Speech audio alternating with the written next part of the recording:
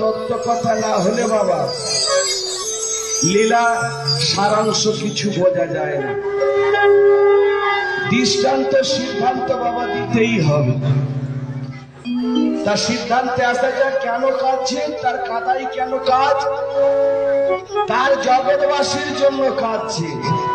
কারণ এই যে কাঁদছেন এই নয়নের জল থেকে আমরা যে মহামন্ত্র নাম করি বাবা, হরে কৃষ্ণ মহামন্ত্র নাম, এই নামের সৃষ্টি হয়েছে এই নয়নের জল থেকে। তাহলে এই নয়নের জল থেকে হরে কৃষ্ণ মহামন্ত্র নামের সৃষ্টি হয়েছে। তা কেমন করে হয়েছিল? তা বাবা, যখন ভগবান শ্রীকৃষ্ণ আমার বৃন্দাবনে অনেক লীলা খেলা করলে, সেই লীলা খেলা করে একদিন ভগবান শ্রীকৃষ্ণ আমার বৃন্দাবন পরিত্যাগ করে মথুরায় চলে যাচ্ছে। সঙ্গে আছে কি? সঙ্গে আছে অপুরমণি। দেহরথের সারথি করেছিল অপুরমণিকে।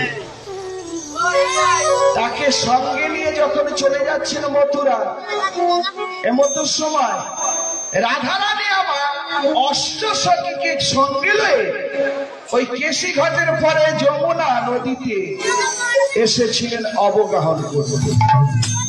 সেই অবগাহন করতে এসে হঠাৎ রাধারানী দেখছে যে তার প্রাণ বলল ভগবান সে যেন কোথায় চলে যাচ্ছে, পুষ্পরথে করে কোথায় চলে যাচ্ছে। তখন রাধারানীর দৃষ্টি পড়ে গেল, তবে কি প্রভু আমাদের ছেড়ে চলে যাচ্ছি? ওই চৈশরে চিৎকার করে এমত সময় রাধারানীর ওই চৈশরে ডাক দিলে, প্রভু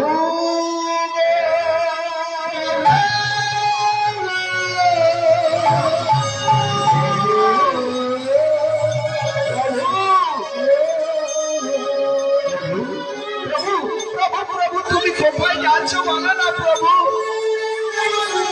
তখন অপূর্ব নয়নে তাকিয়ে আছে ভগবান শ্রীকৃষ্ণ বলে, রাধে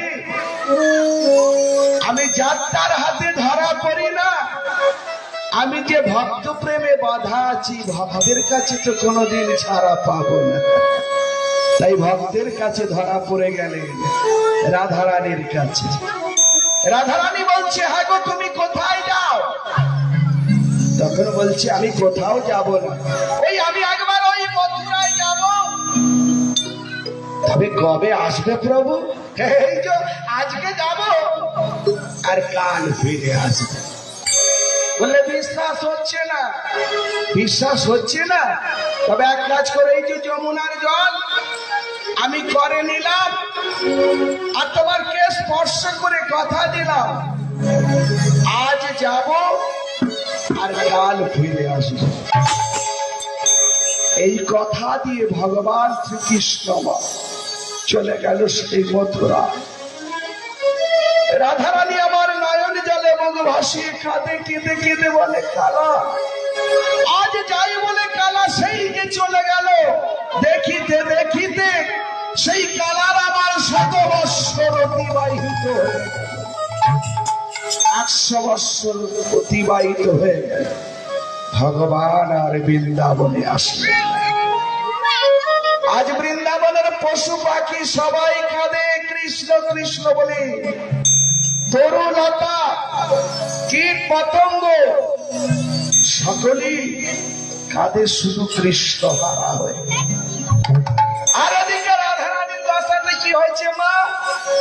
কেঁদে কেঁদে তার চোখ দুখানা অন্ধ হয়ে গেছে। ললিতার কণ্ঠ জড়িয়ে ধরে বলছে, ললিতা রে, আমার বধূ যে আজ যাই বলে সেই যে গেল, কালা আর এলো না, 100 বৎসর অতিবাহিত হয়ে। তবে ললিতা, ললিতা শোন, বলি তোরাই আমায় কৃষ্ণ এনে